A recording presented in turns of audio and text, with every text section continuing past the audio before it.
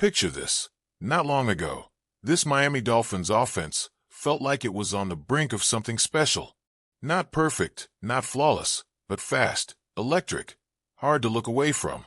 Now, sitting at number 10 on ESPN's latest rankings for skill position groups, it all feels distant.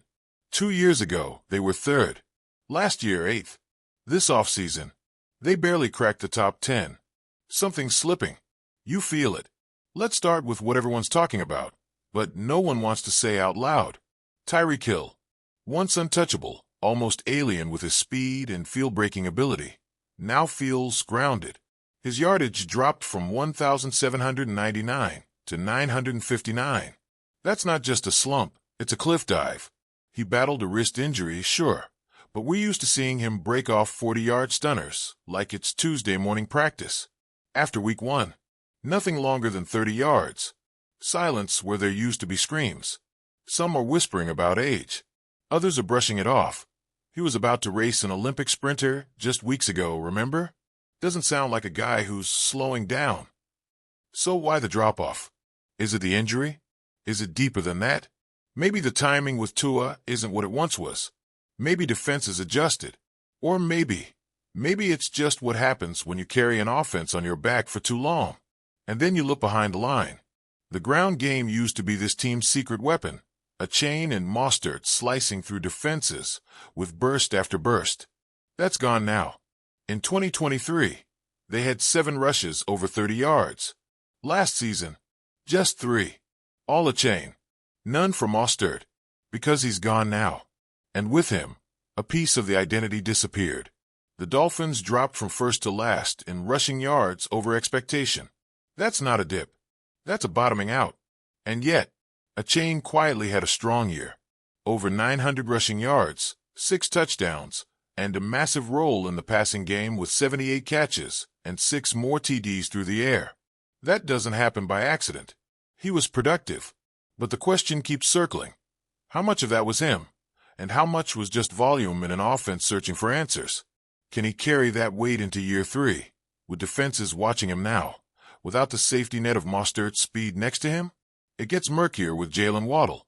That contract extension, 3 years, nearly $85 million, set a bar.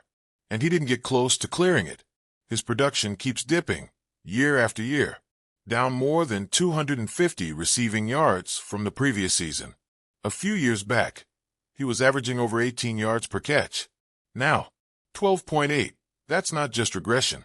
That's a warning light on the dashboard. Maybe he's not the deep threat anymore. Maybe injuries played a role. Maybe it's play calling. But whatever the reason, he's not looking like a guy earning WR1 money right now. The flashes are there, but the consistency is missing. And this offense, more than anything, needs consistent danger on both sides of the field. Without it, defenses can collapse on Tyreek, box up the middle, and force everything short. That's exactly what they did last year. And just when it feels like maybe there's a tight end to open things up, Jonnu Smith shows up, does better than anyone expected, and gets traded. That's right. Gone. Sent off to Pittsburgh after a contract mess. And in his place, Darren Waller. Which sounds good until you remember his last full impact season was 2020. He hasn't been healthy since. And now you're banking on him to fill a void that no one's filled in years. A tight end who can stretch the field, break a tackle, move the chains. It's a gamble. Maybe it works. Maybe it doesn't. That uncertainty keeps creeping back in. Which brings it all back to Tua. This offense lives and dies by his health, not his talent. We've seen what he can do when he's locked in. It's the injuries. The hesitation every time he gets touched. The backups who just can't carry the rhythm he brings. When he's out, everything breaks. The run game, the receivers, the tempo. It's like a machine that only works with one very specific gear. That's dangerous. That's fragile. And that's the reality right now. So you look at this offense, and it's not that the talent isn't there. It is. Tyreek still has world-class speed.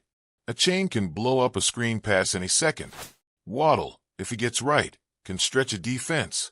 But none of it feels reliable. None of it feels inevitable. It all feels conditional. If Tyreek stays healthy. If Tua plays every game. if a chain doesn't get overworked, if Waller turns back the clock. That's too many ifs for a team that wants to do more than just make noise in the first half of the season.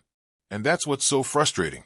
Because when it's good, when Tua's in rhythm, Tyreek is flying, Waddle is snapping off comeback routes, and the run game is humming, it feels unstoppable, like a cheat code. But we didn't see that last year. We saw flashes.